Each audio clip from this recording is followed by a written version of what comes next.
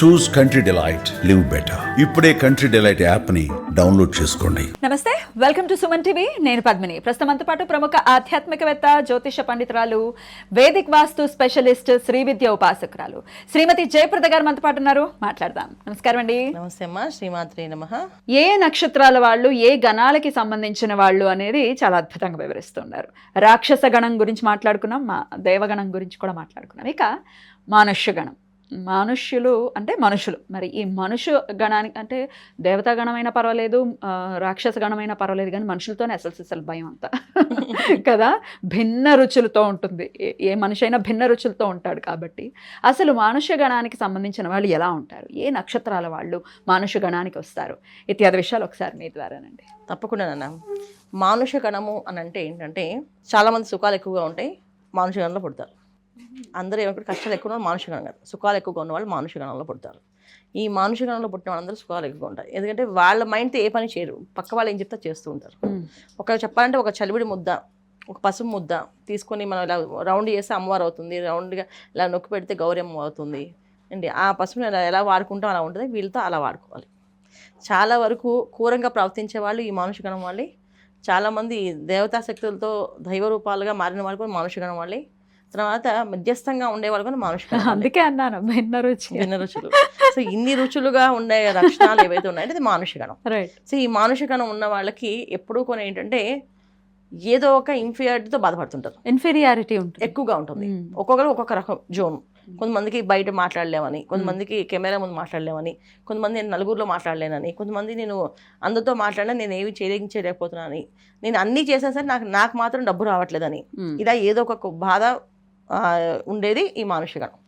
ఏదో ఒక బాధ పెడుతూనే ఉంటుంది. ఎందుకు అంటే ఈ జన్మ వీళ్ళకి మొదటి జన్మ కాదు, అనేక జన్మలు ఉంది, ఇంకా ఉందేనే బ్యాలెన్స్ ఉంది. బ్యాలెన్స్ ఉన్న వాళ్ళే ఈ మానుష్య గణంలో పుడతారు. సో ఎన్నో జన్మలు బ్యాలెన్స్ ఉంటేనే మానుష్య గణంలో పడతారు. ఎందుకంటే వీళ్ళు మానుష్య గణం అంటే మానవులుగా అందరూ దేవగణం రాక్షస గణం మానవులే కాదని కాదు.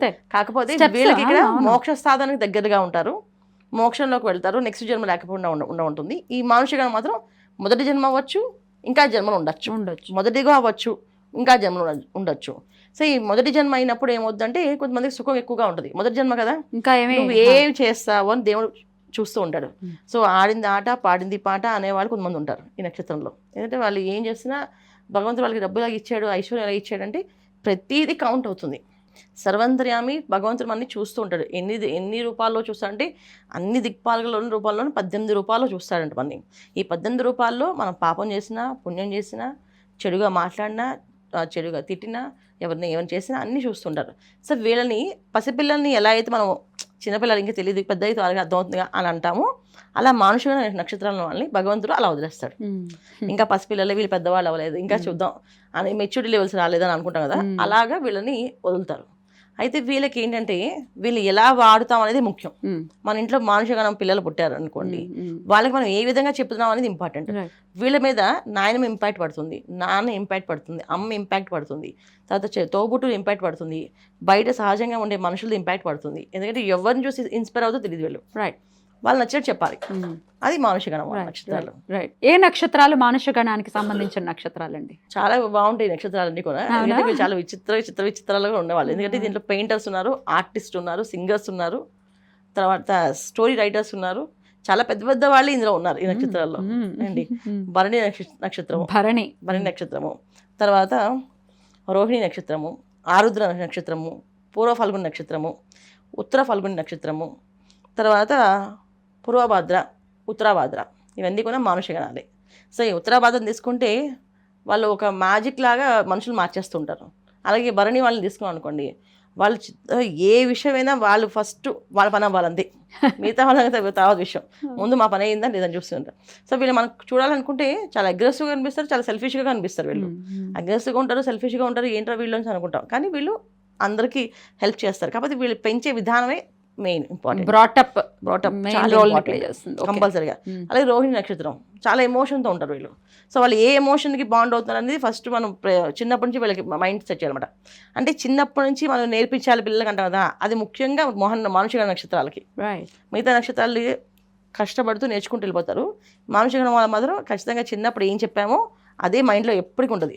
ఒక 30 years కింద వాళ్ళ అమ్మగారు నువ్వు రోజు ఒక దేవాలయానికి వెళ్ళి దండం పెట్టుకుని వెళ్ళాలి నాన్న అంటే ఈ అబ్బాయి లైఫ్లో ఆ దేవాలయానికి వెళ్ళి దండం పెట్టుకుని వస్తాడు. మరి పక్కనే దేవాలయం ఉంది, అప్పుడు లేదు ఊర్లో, ఇప్పుడు దేవాలయం పక్కన ఉందిరా వెళ్ళొచ్చు అంటే లేదు, మా అమ్మ ఆ ఊర్లో ఆ దేవాలయానికి వెళ్ళమని చెప్పింది. అంత మైండ్లో పడుతుంది, చాలా స్ట్రాంగ్గా పడుతుంది. అయితే చేసి చెప్పే విషయాలు చాలా జాగ్రత్తగా వివరంగా చెప్పాలి వీళ్ళకి. చెప్తే మాత్రం 100% బ్రహ్మాండంగా వెళ్ళిన ఒక మంచి బొమ్మలు శిల్పి లాగా తయారు చేయొచ్చు, మంచి సెలలుగా ఖచ్చితంగా మార్చుకోవచ్చు. అది రైట్. అయితే ఖచ్చితంగా ఈ మానుష గణంలో పుట్టినటువంటి వాళ్ళు ఏ విషయాన్ని మార్చుకోవాల్సి ఉంటుంది? ఏ ఎమోషన్కి బాండ్ అవ్వకూడదు అని వీళ్ళు. ఫస్ట్ ఆఫ్ ఆల్ ఎదురు వాళ్ళు చెప్పేది పూర్తిగా వినాలి. వీళ్ళు ఏంటంటే ఒక మొండి వాదన ఉంటుంది వీళ్ళ దగ్గర.